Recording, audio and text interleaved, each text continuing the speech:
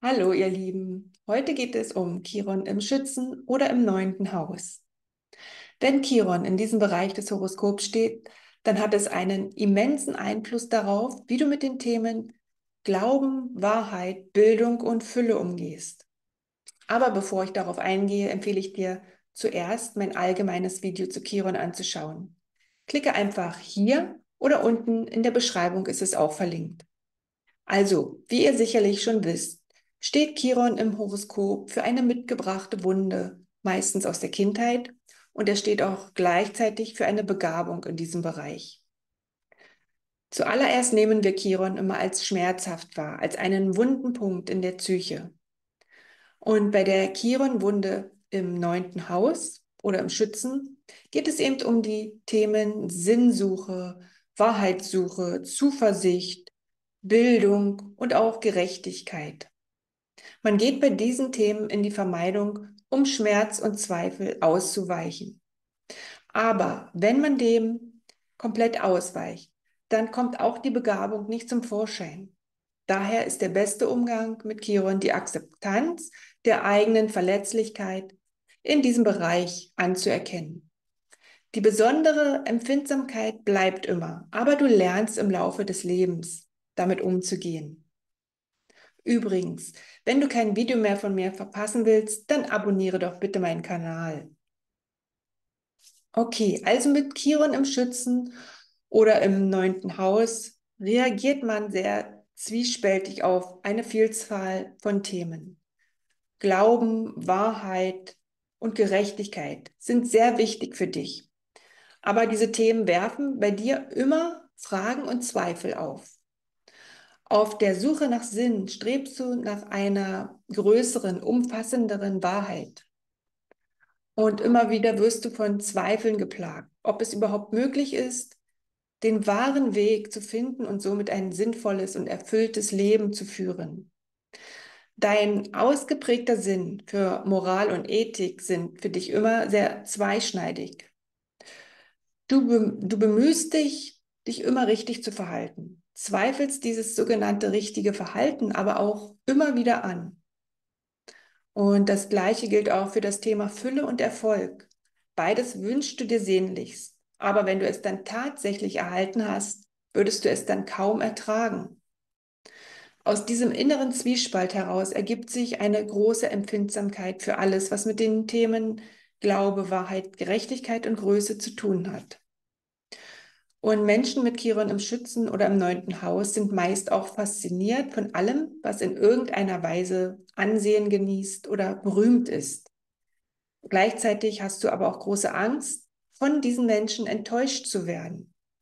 Wenn zum Beispiel dein Vorbild, dein Held oder dein Lehrer doch nicht dem entspricht, was du dir vorgestellt hast, dann trifft dich das besonders hart. Und um das zu vermeiden, schenkst du dann nur sehr wenigen Menschen dein Vertrauen. Und du misstraust auf Versprechungen oder großen Gesten. Außerdem setzt du dich mit philosophischen Themen auseinander, beschäftigst dich mit dem Sinn, mit Rechtsfragen und nimmst so einen wichtigen Platz in der Gesellschaft ein. Aber wenn du dafür Anerkennung bekommst oder sogar bewundert wirst, tust du dich auch hier extrem schwer. Paradoxerweise löst dies in dir ein Gefühl der Peinlichkeit aus. Du hast dann große Angst, dem Bild oder den Erwartungen der anderen nicht zu genügen. Und auch wenn du zu Reichtum oder Fülle im Leben kommst, löst es in dir Schuld und Scham aus. So als ob das, was dir zufließt, unrechtmäßig zu dir gekommen ist. Du versuchst solche Situationen zu vermeiden, fühlst dich aber gleichzeitig latent unzufrieden, weil du tief in dir weißt, was du zu bieten hast und du zu gern in deiner wahren Größe erkannt werden möchtest.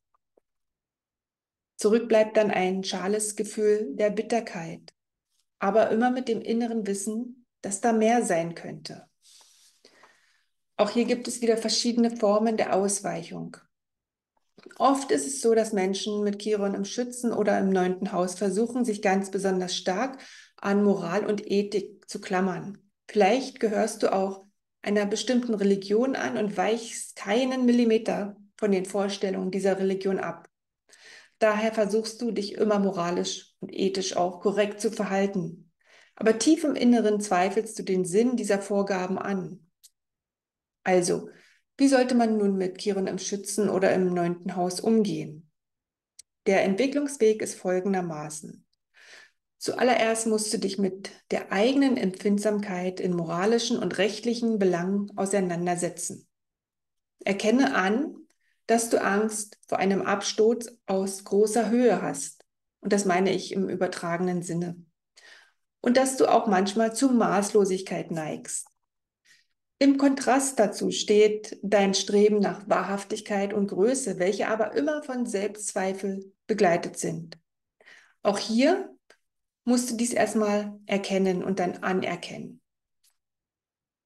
Es ist wichtig, dass du dich mit den natürlichen menschlichen Schwächen und Fehlern beschäftigst. Und nach längerem Nachdenken oder auch nach intensiver Kontemplation wirst du erkennen, dass zwischen dem Wissen um richtig und falsch, um Wahrheit und Rechtmäßigkeit auf der einen Seite und dem gelebten Leben auf der anderen Seite ein großer Unterschied besteht. Die biblische Geschichte von Hiob entspricht einer typischen Chiron-Jupiter bzw. Chiron-Schütze oder Chiron im 9. Haus Situation. Kannst du dir ja gerne nochmal in der Bibel durchlesen. Also setze dich behutsam mit deiner eigenen Größe auseinander, finde deinen eigenen Weg und deinen Glauben und lerne zu vertrauen. Sei dir aber bewusst, dass deine innere Gewissheit immer mal wieder durch Selbstzweifel erschüttert werden kann.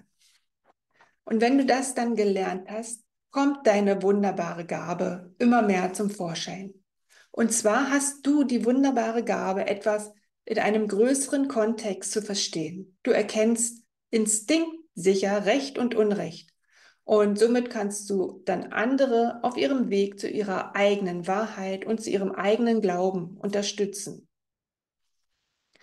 Menschen mit Chiron im Schützen oder im 9. Haus genießen auch oft großes Vertrauen von anderen, werden für ihre Großzügigkeit und aufmunternde Haltung geschätzt. Und man fragt dich gerne um Rat, wenn es um etwas Juristisches, etwas Ethisches oder auch etwas Philosophisches geht.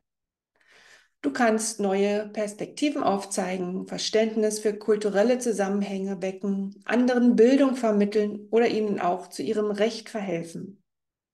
Und all dies kannst und solltest du natürlich auch beruflich einsetzen.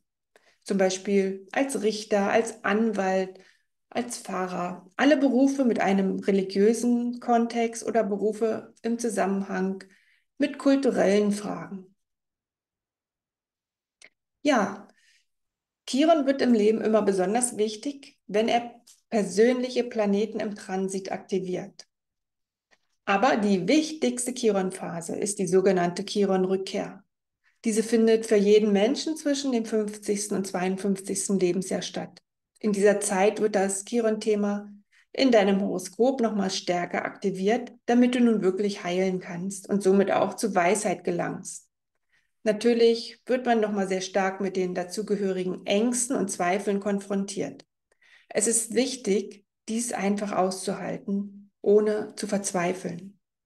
Versuche nicht zu verstehen, sei mit dem, was ist. Dann entsteht oft was ganz Neues.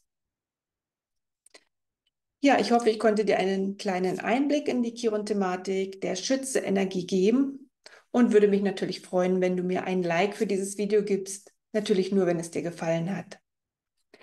Ja, dann bis zum nächsten Mal. Alles Liebe. Bis bald.